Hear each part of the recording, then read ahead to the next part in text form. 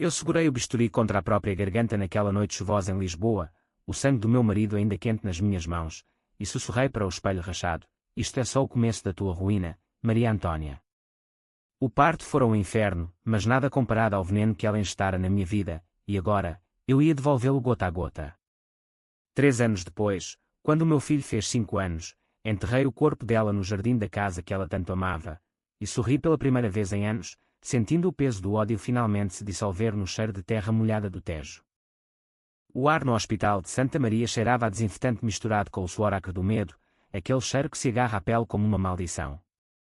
Eu estava deitada na maca, as contrações rasgando-me por dentro como lâminas enferrujadas, e o médico, um homem de barba grisalha e olhos cansados, típico dos lisboetas que viram demais, murmurava algo sobre dilatação e epidural. Respire, senhora, o bebê vem a caminho. Mas eu mal ouvia. O meu mundo era dor, pura e lancinante, e no meio dela, o eco da traição do meu marido, o Ricardo, que me abandonara meses antes por uma miúda de 20 anos que trabalhava no café da esquina. És velha demais para mim, Ana, dissera ele, com aquele sorriso falso que herdara da mãe. Velha demais aos 35. Como se os anos que eu lhe dera, limpando a casa dele, cozinhando os pratos que a mãe dele me ensinara a fazer, engolindo as humilhações dela, não valessem nada. Gritei quando outra contração me atingiu, o corpo arqueando-se como um arco prestes a quebrar. A enfermeira, uma mulher robusta de alfama com um crucifixo no pescoço, apertou-me a mão. Força, filha, pensa no miúdo. Ele precisa de si.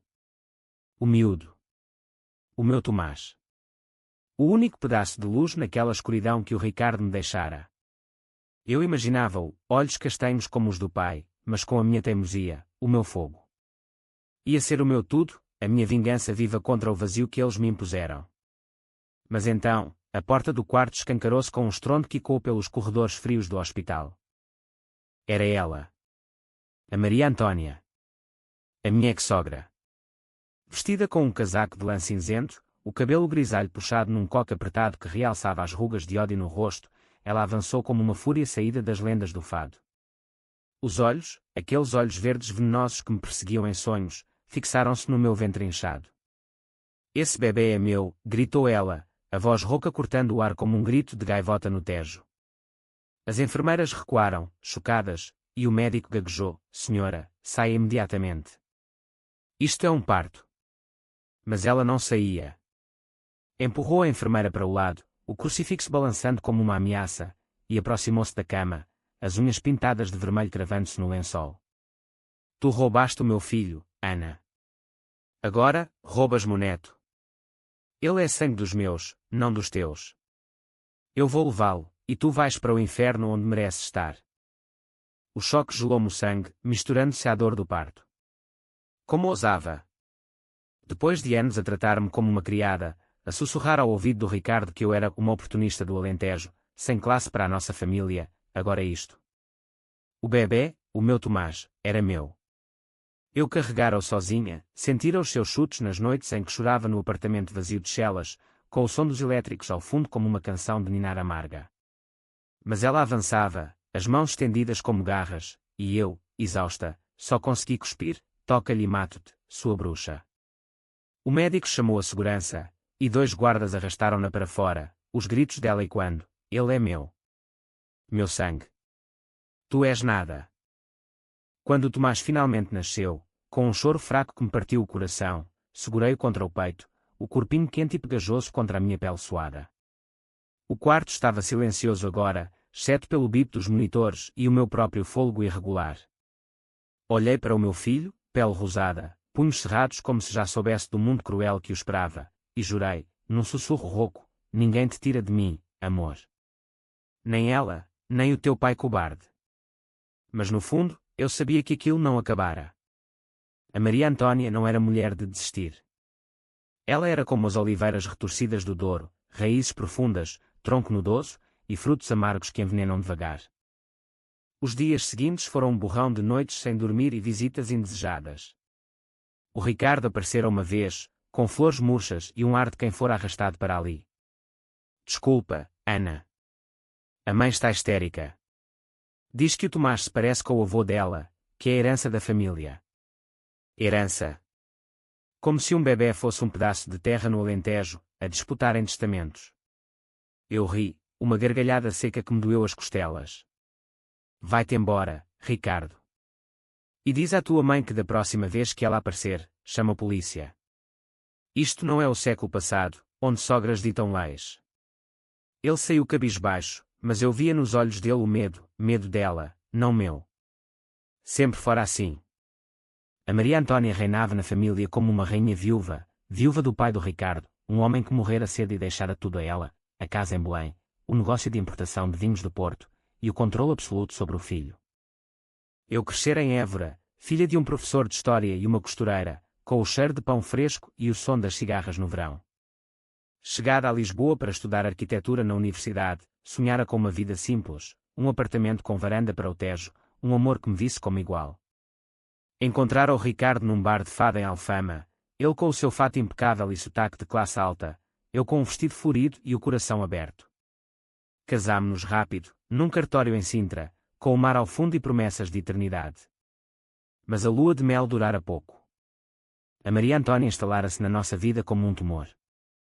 Lembro-me da primeira ceia de Natal na casa dela, em Belém, com os azulejos azuis brilhando sob as luzes da árvore e o cheiro de bacalhau assado no ar. Ela sentara-me ao fundo da mesa, longe do Ricardo, e servira-me uma porção minúscula, dizendo com um sorriso doce: não exageres, Ana. Mulheres do sul tendem a engordar fácil. O Ricardo rira, nervoso, e eu engoli o nó na garganta com o vinho do Douro. Aos poucos, as críticas viraram veneno: não sabes cozinhar como deve ser, o teu sotaque soa camponês, o Ricardo merece melhor que uma arquiteta falida. E ele? Ele calava-se. Amava-a mais que a mim, ou talvez temesse perdê-la. Quando engravidei, pensei que mudaria. Um neto nem a família, disse ela, mas os olhos dela diziam outra coisa: posse. Agora, de volta ao hospital, com o Tomás a mamar no meu peito, eu sentia o ódio crescer como uma raiz no peito. Não era só raiva, era algo mais profundo, uma fome de justiça que me consumia. Liguei para a minha irmã, a Joana, em Évora. Ela veio ao hospital, J.O. Disse que o bebê é dela. A Joana praguejou em alentejano, palavras que fariam curar um marinheiro do Tejo. Vem para cá, mana. Lisboa é um ninho de víboras. Mas eu não podia fugir.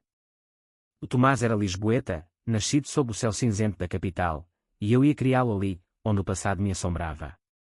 Naquela noite, enquanto o hospital dormia, planeei o meu primeiro passo, uma mensagem para um advogado amigo, sobre custódia e difamação. Mas no fundo, sabia que a lei era lenta, e o meu coração pedia sangue. Os meses seguintes foram uma dança perigosa entre a maternidade e o abismo. O Tomás crescia rápido, com bochechas rechonchudas e um riso que iluminava o apartamento minúsculo em Chelas, onde o barulho dos comboios ecoava como um lembrete constante da minha solidão. Eu voltara ao trabalho na firma de arquitetura, desenhando projetos para prédios que nunca veria erguidos, enquanto ele ficava com uma vizinha, a Dona Rosa, uma viúva de 70 anos que contava histórias de Salazar como se fossem contos de fadas. A família é sagrada, menina, dizia ela, embalando o Tomás. Sagrada? Para mim, família era sinônimo de traição.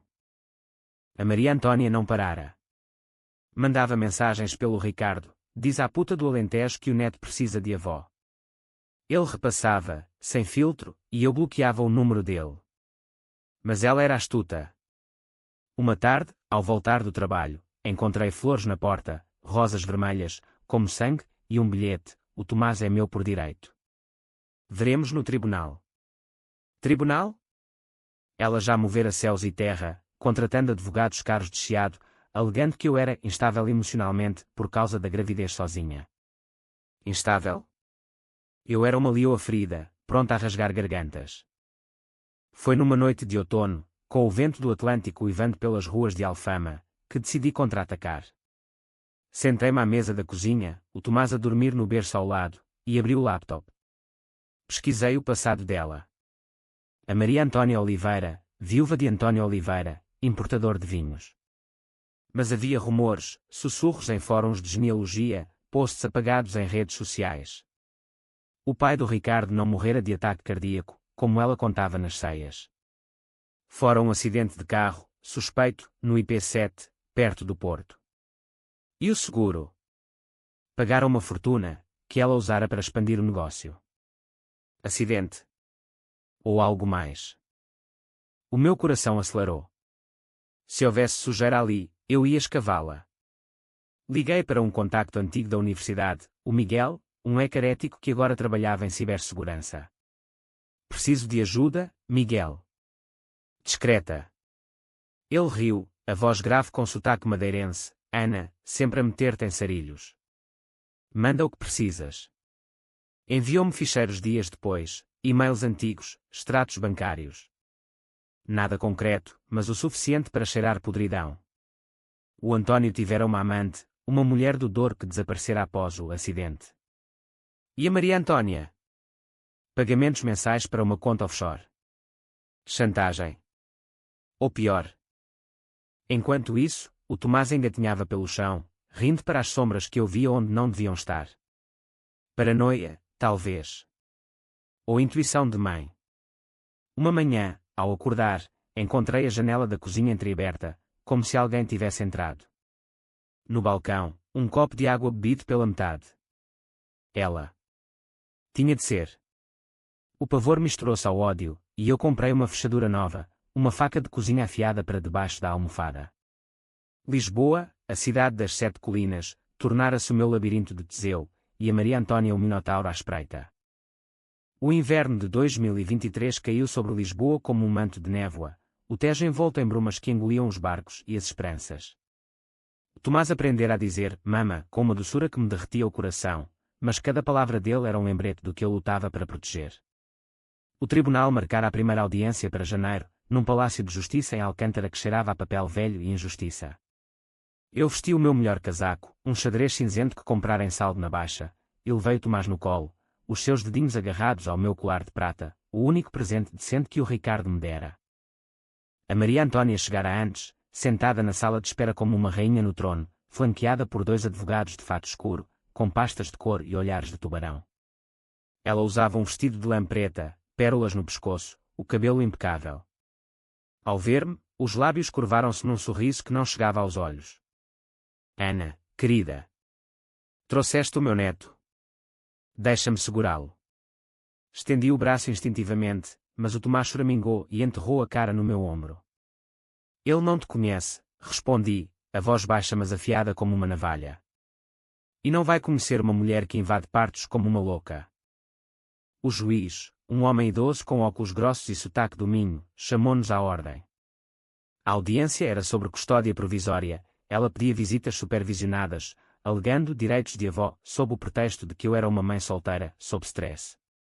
O advogado dela, um tipo viscoso chamado Dr. Mendes, apresentou depoimentos, vizinhos que diziam que eu gritava sozinha à noite, graças à Dona Rosa, que ela subornara, relatórios médicos da gravidez que pintavam-me como depressiva. Eu rebati com o meu advogado, o Paulo, um jovem idealista de Setúbal. A requerente invadiu o hospital durante o parto, senhor juiz. Gritou que o menor era dela. Isso é assédio, não amor de avó. O juiz franziu o sobrolho, anotando algo. Provas, senhor Oliveira. Ela inclinou-se para a frente, as mãos entrelaçadas como em oração. Foi um momento de emoção, excelência. O Ricardo é o meu único filho, e o Tomás. Ele tem os olhos do meu falecido marido. Sinto-o como meu. Mentira. Os olhos do Tomás eram castanhos, como os meus, não verdes como os dela. Mas o juiz, tocado pela encenação, lágrimas falsas brilhando nas pestanas, concedeu visitas semanais. Supervisionadas, no Centro de Acolhimento Familiar em Marvila. Saí dali tremendo, o Tomás a chorar no meu peito. No elétrico de regresso às celas, com o sol poente tingindo o Tejo de laranja, jurei que aquilo era o fim da passividade. Naquela noite, enquanto o miúdo dormia, mergulhei mais fundo nos ficheiros do Miguel. Encontrei um e-mail de 2015, a amante do António, uma tal Inês Pereira, a ameaçar revelar um caso com o sócio do marido. Paga ou conto tudo ao Ricardo. E a resposta da Maria Antônia, pagarás com o silêncio eterno. Silêncio eterno. O estômago revirou-se-me. O acidente fora no dia seguinte. Coincidência. Não em Lisboa, onde segredos são como os carris dos elétricos, entrelaçados e letais. Comecei a planear. Primeiro, contactei a Inês. O Miguel rastreara-a, vivia no Porto, numa kitnet modesta, trabalhando como empregada de limpeza. Liguei de um número anónimo, a voz disfarçada, Senhora Pereira. Sei do António Oliveira. E da carta que enviou. Silêncio do outro lado, depois um sussurro, quem é? A viúva mandou-te. Não. Sou alguém que perdeu tudo por causa dela. Ajude-me a cair a máscara. Encontrámo-nos numa cafetaria junto ao Douro, o ar cheirando a vinho e a castanhas assadas. Inês era uma mulher de 50, magra como um junco, com olhos assombrados. Contou-me tudo, o caso, as ameaças, o acidente, o carro sabotado. Ela vira a Maria Antônia perto da garagem dias antes. Eu fugi, mas ela pagou-me para calar. 1000 euros por mês, até o dinheiro secar. Gravei tudo no telemóvel, escondido na mala. Testemunhará? Perguntei. Ela hesitou, olhando para o rio turvo. Se me protegerem. Mas ela é perigosa, menina. Como uma serpente do Douro. Proteção. Eu não tinha poder para isso, mas o Paulo, o advogado, contactou uma associação de vítimas de violência doméstica. Inês assinou um depoimento, anónimo por agora. Era o meu as na manga. Mas a Maria Antônia contra-atacava. Na primeira visita supervisionada, no centro de Marvila, um prédio cinzento com cheiro a sopa de pedra e desespero, ela chegou com brinquedos caros, um urso de peluche da El Corte Inglês, um conjunto de blocos de madeira. Tomás, aos 6 meses, esticou as mãozinhas, curioso. Ela pegou-lhe, os lábios colados à orelha dele, avó ama-te, meu anjo. A mamãe é má, mas eu protejo-te. A assistente social, uma mulher distraída, não ouviu. Eu ouvi, e o sangue ferveu-me nas veias. Arranquei dos braços dela, o choro dele rasgando o ar. Não voltes a envenená-lo. De regresso a casa, o Tomás adoeceu, febre alta, tosse que o deixava arroxeado. Levei-o às urgências do Hospital Curro e Cabral, o coração na boca. O pediatra, um moçambicano afável, diagnosticou bronquiolite, mas eu via mais, marcas vermelhas no pescoço dele, como dedos pequenos. Ele caiu? Perguntei à assistente social depois, num telefonema furioso. Não, mas a avó deu-lhe um xarope para a tosse. Disse que era caseiro. Caseiro. Eu sabia o que ela punha nas poções dela, ervas do jardim, mas também segredos. Analisei o frasco que ela deixara, xarope de cebola, mas com um cheiro estranho, químico. Levei uma amostra ao laboratório de um amigo na faculdade de farmácia. Resultado: traços de codeína, perigosa para bebés. Apresentei queixa. A polícia veio, 2 agentes de Alvalade com fatos amarrotados, anotando tudo. Sr. Oliveira nega. Diz que foi um erro. Erro.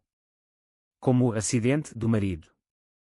Eles arquivaram por falta de provas concretas, mas o juiz suspendeu as visitas.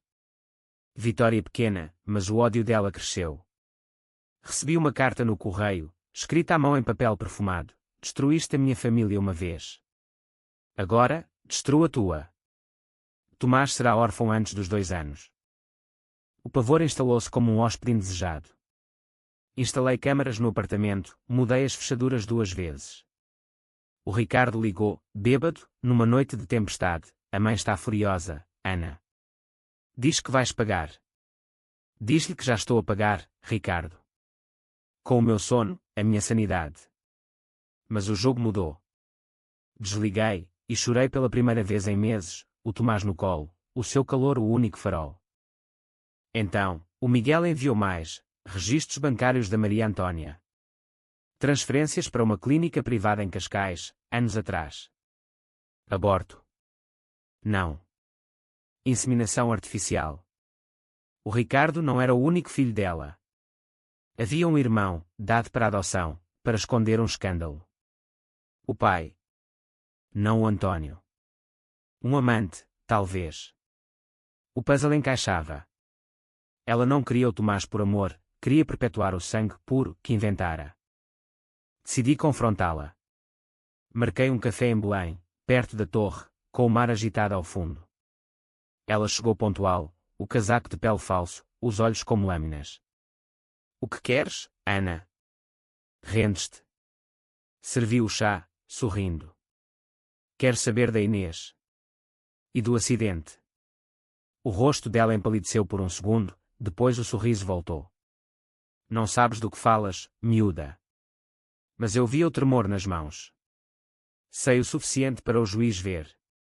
E para o Ricardo. Levantei-me, deixando o telefone com a gravação sobre a mesa. O jogo é meu agora.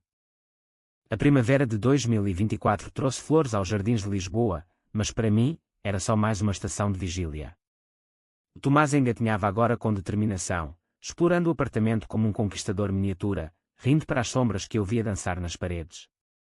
As noites eram piores, sonhos onde a Maria Antológia entrava pela janela, as mãos esqueléticas estendidas para o berço. Acordava suada, o coração martelando, e verificava as câmaras no app do telemóvel. Nada. Ainda. O confronto em Belém fora um risco calculado, mas funcionara. Semanas depois, o Ricardo ligou de novo, a voz trêmula. Ana, o que fizeste à mãe? Ela está diferente. Chorou pela primeira vez em anos. Ri, amargo. Chorou. Boa. Diz-lhe que chore mais. E tu, Ricardo, quando vais acordar? Ela controla-te como uma marioneta desde que nasceste. Silêncio do outro lado, depois um suspiro. Talvez tenhas razão. Encontro-me contigo. Hesitei.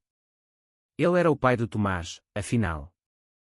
Marcámos um parque em Monsanto, neutro, com o cheiro de eucaliptos no ar. Ele chegou de mota, o cabelo desgrenhado, barba por fazer, longe do homem polido que eu amara. O Tomás correu para ele, braços abertos, e por um momento, vi o Ricardo de antigamente, o que me beijava sob as luzes do 28. Sinto a falta dele, murmurou, erguendo o miúdo. E de ti? Mentira. Mas usei-a, então, ajuda-me. A tua mãe é um monstro. Sabes do pai, não sabes? O acidente. Ele baixou os olhos, o Tomás a brincar com as chaves dele, ela disse que foi um erro. O pai bebia muito. Mentira. A Inês viu-a sabotar o carro. Ele congelou. Inês. A puta do Douro. Palavras dela, e quando na boca dele, fala com ela. Ou perdes o filho para sempre. Ele prometeu investigar. Dias depois, enviou um e-mail, fotos antigas, uma carta do pai para a amante, falando de divórcio. A mãe descobriu. Ameaçou-a. Prova. Enviámos ao juiz, anónimos. A audiência de custódia final aproximava-se, e o Paulo sorria pela primeira vez. Ela está encurralada, Ana. O depoimento da Inês sela o caso. Mas a Maria Antônia não era de cair quieta. Uma noite, o Tomás adormeceu cedo, e eu sentei-me no balcão da cozinha com um copo de vinho tinto, um alentejano encorpado, para lembrar as raízes. O telefone tocou, número desconhecido. Atendi, e a voz dela, baixa e venenosa, sabes o que acontece a mães que se metem comigo, Ana? Acidentes. Ri, mas o riso saiu forçado. Ameaças não funcionam mais. O tribunal acaba contigo. Tribunal? Oh, miúda. A lei é para os fracos. Eu tenho amigos. Polícias, juízes que me devem favores do negócio de vinhos. Desliguei, mas o pavor instalou-se.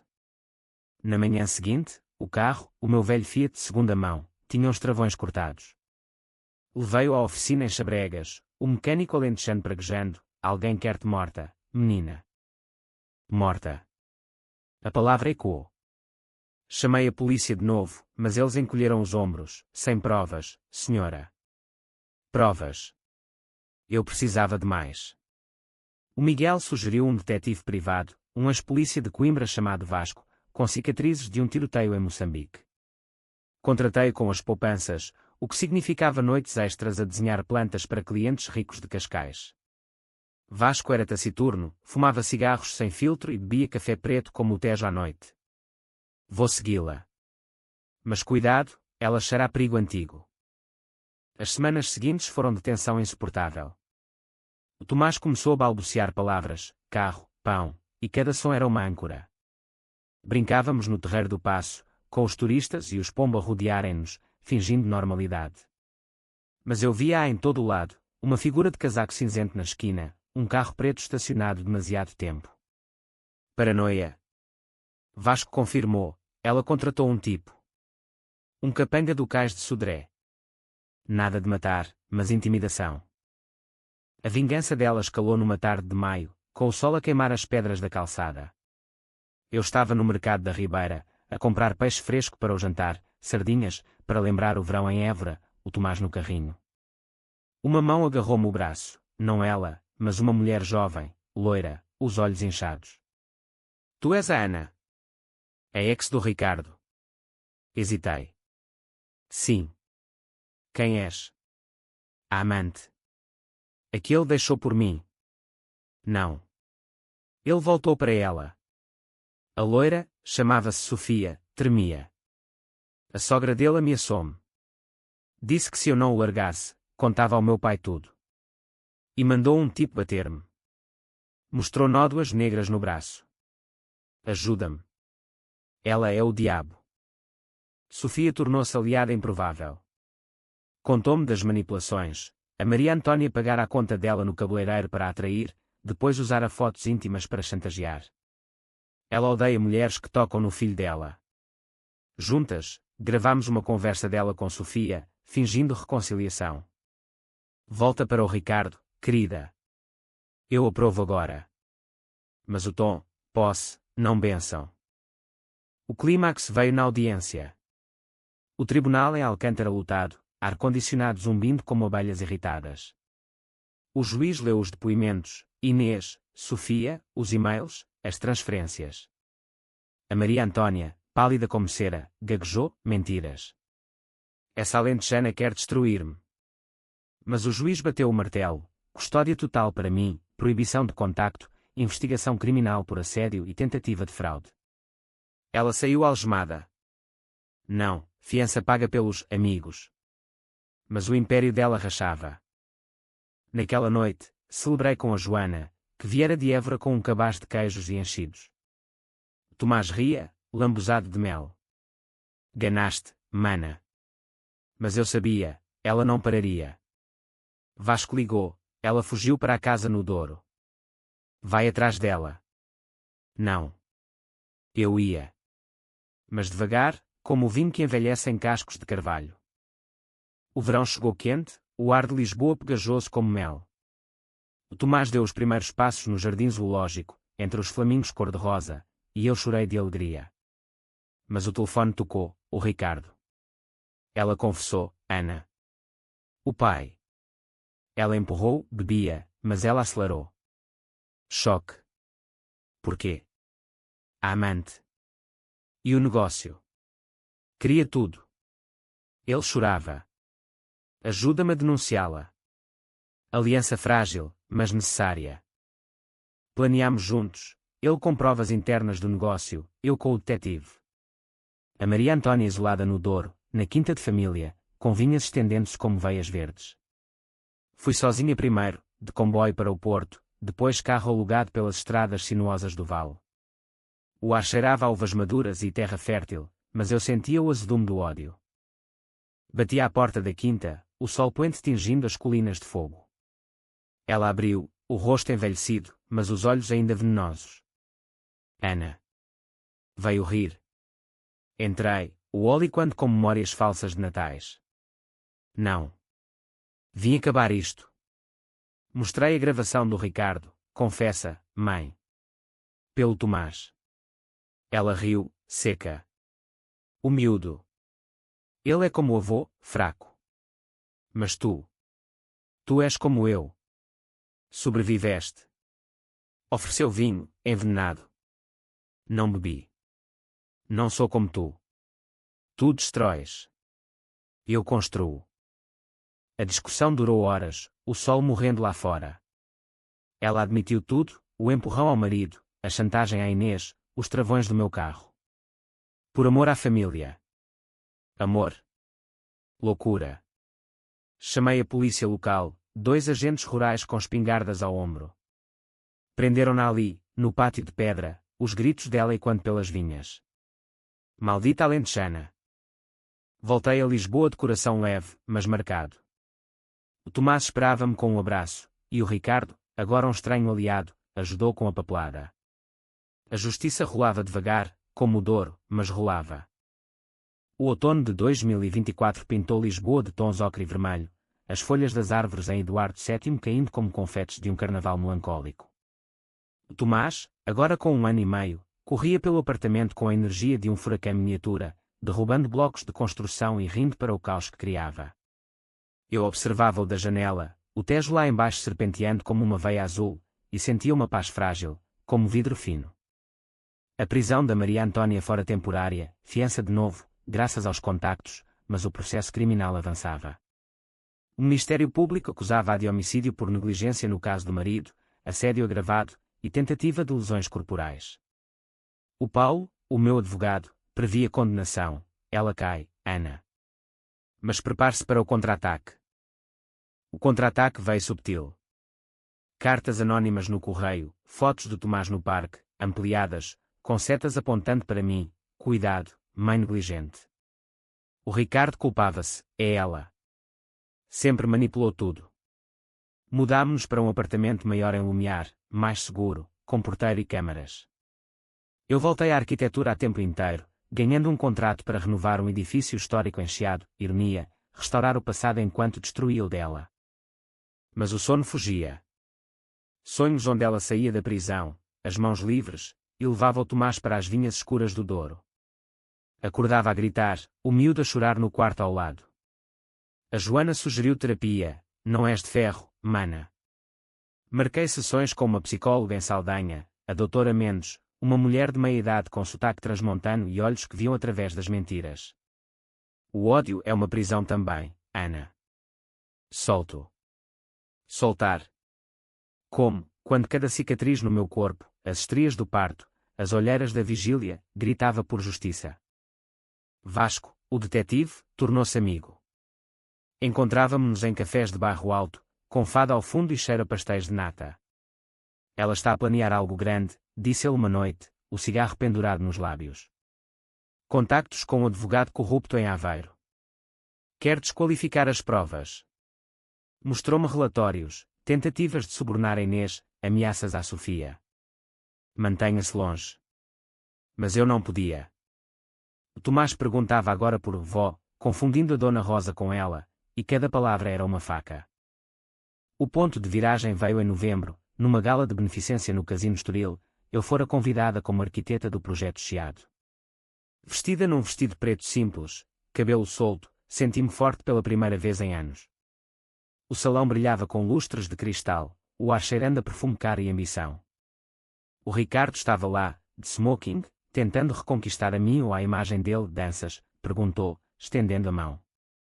Hesitei, mas aceitei, pelo Tomás, pela família que poderíamos ser. Então, ela entrou. A Maria Antónia, de gala, braço dado a um homem grisalho, um juiz reformado, sussurrou alguém. Os olhos dela fixaram-se em mim através da multidão, e sorriu, predadora. Aproximou-se, o vestido de seda sussurrando como uma ameaça. Ana, que coincidência deliciosa. O meu neto está bem. Tomás não era teu, mas engoli a resposta. O Ricardo empalideceu. Mãe, o que fazes aqui? Ela ignorou, virando-se para mim. Ouvi dizer que o teu contrato em Chiado tem problemas estruturais. Cuidado, querida. Edifícios caem. Ameaça velada. Naquela noite, o meu telefone tocou, o cliente de Chiado, furioso. Ana, relatórios de falhas nas fundações. Alguém sabotou os planos. Corri para o escritório, o coração na boca. Ficheiros alterados digitalmente, assinaturas falsas, cálculos errados. Ela tinha infiltrado alguém na firma. Confrontei o Ricardo no dia seguinte, num café em Belém, com o mosteiro ao fundo como testemunha silenciosa. Para isto, Ricardo. Denuncia tu. Ele assentiu, lágrimas nos olhos, eu faço. Pelo miúdo. Ele foi à polícia, entregando documentos do negócio, lavagem de dinheiro através de vinhos falsos, subornos a inspetores. O império dela desmoronava.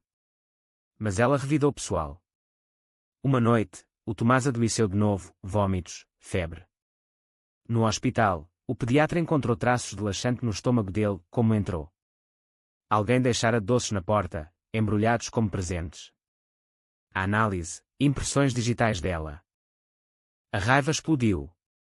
Dirigi-me à casa dela em Belém, sozinha, a chuva torrencial transformando as ruas em rios. Bati à porta, encharcada, o punho cerrado. Ela abriu, calma, com um copo de porto na mão. Ana. Veio implorar. Entrei, a água pingando nos azulejos. Tocas no meu filho de novo, e mato-te. Com as minhas mãos. Ela riu, aproximando-se.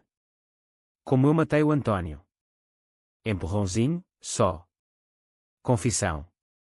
Gravei no relógio inteligente que Vasco me dera. Porquê, Maria? O que te fiz? Ela cuspiu, exististe. Roubaste o meu Ricardo. Como a Inês roubou o António. Lutei contra o impulso de a esbofetear. Saí, a chuva lavando as lágrimas. A gravação selou o destino dela. Prisão preventiva, desta vez sem fiança. O juiz, o mesmo do Minho, balançou a cabeça. Basta de impunidade, Sr. Oliveira. O alívio veio em ondas. O Ricardo mudou-se para perto, ajudando com o Tomás, paizinho a tempo parcial, mas sincero. Obrigado, Ana. Por me acordar. O Tomás chamava-lhe papá, e via-se o amor crescer, devagar como era numa parede antiga. Mas o trauma ficava. Na terapia, a doutora Mendes disse, o perdão não é para ela. É para ti. Tentei. Caminhadas no Tejo, com o miúdo a atirar pedras à água, rindo. Lisboa curava-me, colina a colina. O inverno de 2025 trouxe geadas ao Tejo, o vapor da respiração misturando-se à névoa matinal enquanto eu empurrava o carrinho do Tomás pelas ruas de Alfama. Ele tinha 2 anos agora, um rapazinho de cachos castanhos e olhos curiosos que questionavam tudo. Porquê céu azul, mamã? Eu respondia com histórias do Alentejo, de oliveiras centenárias e céus infinitos, mas no fundo, o céu sobre Lisboa era o meu limite, cinzento, imprevisível, mas meu. A Maria Antônia esperava julgamento em Évora, transferida para a prisão local por conveniência, disseram. Conveniência para mim, perto da Joana, longe dos contactos dela na capital. O julgamento começou em fevereiro, um circo midiático que encheu os jornais com títulos sensacionalistas, sogra assassina, o escândalo do Douro. Eu testemunhei primeiro, no tribunal de Évora, com o cheiro de cortiça e poeira no ar. Tomás ficou com a Joana, e eu subi ao banco das testemunhas, o vestido simples de algodão alentejano como armadura. O procurador, um homem seco de Beja, perguntou, Senhora Santos, descreva o assédio. Falei devagar, a voz firme, o parto invadido, as ameaças, os doces envenenados. A defesa, o Dr. Mendes de novo, tentou pintar-me como vingativa. Não seria ciúme pelo ex-marido. Ri na cara dele, ciúme. Eu queria paz. Ela queria controlo. A Maria Antônia testemunhou a seguir, algemada mas erguida, o cabelo grisalho solto como uma coroa de espinhos. Aquela alentejana seduziu o meu filho por dinheiro. O neto é meu por direito moral. O juiz interrompeu, direito moral não anula a lei, Sr. Oliveira.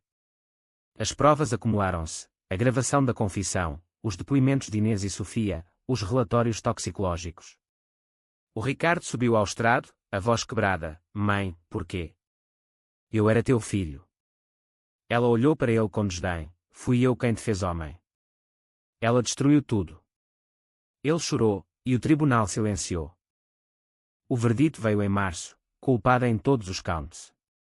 20 anos por homicídio, mais 10 por assédio e fraude.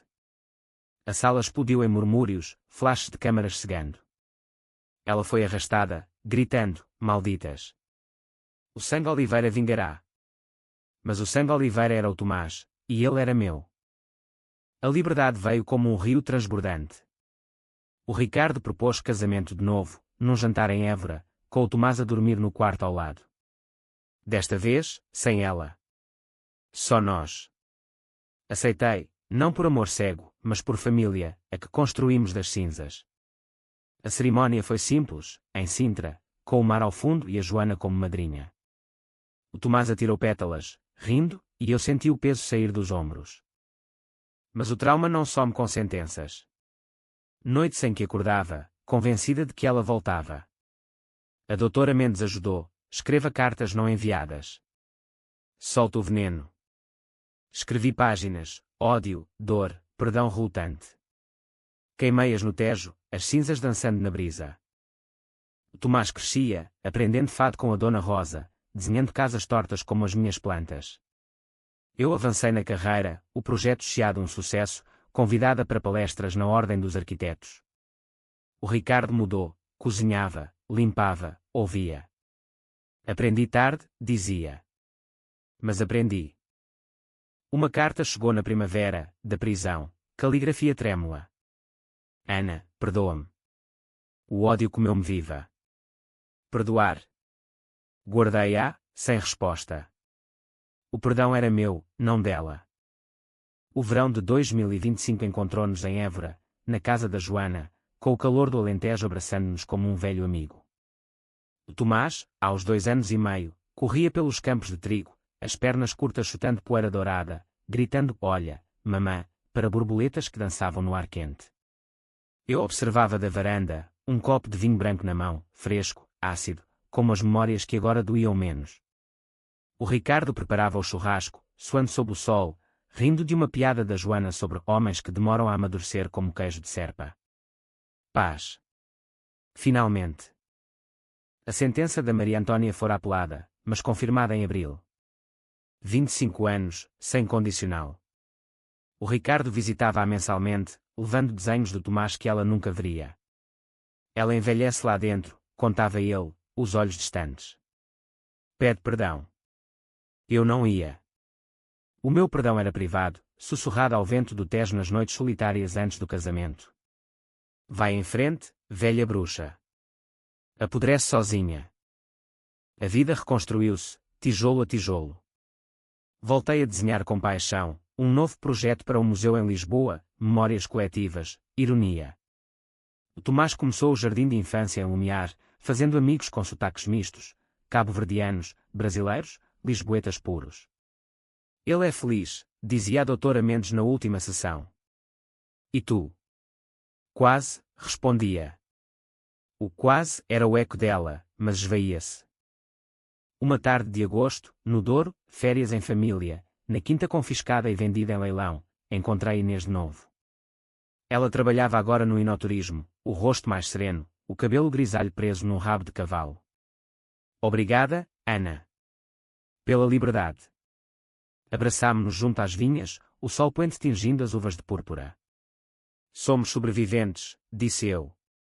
Sofia, a ex-amante, enviava postais de Barcelona, onde recomeçara, obrigada por me mostrares a força. O Ricardo e eu.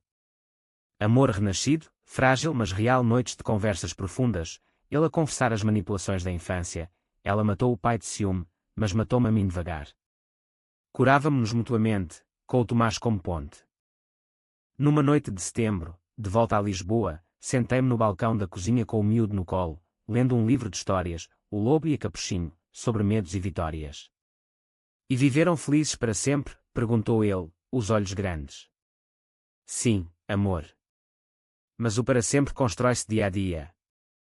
Beijei-lhe a testa, sentindo o cheiro de sabão e inocência. A Maria Antónia. Escrevi-lhe uma carta, finalmente. Perdoo-te, não por ti, mas pelo Tomás. Para que ele não herde ódio. Enviei-a, e imaginei-a lê-la na cela fria, as lágrimas lavando o veneno. Ou não. Não importava. O meu ciclo quebrara. Agora, aos 3 anos do Tomás, caminhamos pelo Tejo ao pôr do sol, o Ricardo de mão dada à minha, o miúdo à frente, atirando pedrinhas à água. Lisboa brilha, as luzes acendendo-se como estrelas precoces. O passado é uma sombra longa, mas a luz à frente é nossa. E se ela sonha com vingança nas noites da prisão? Que sonho. Eu vivo. E isso é a maior revanche.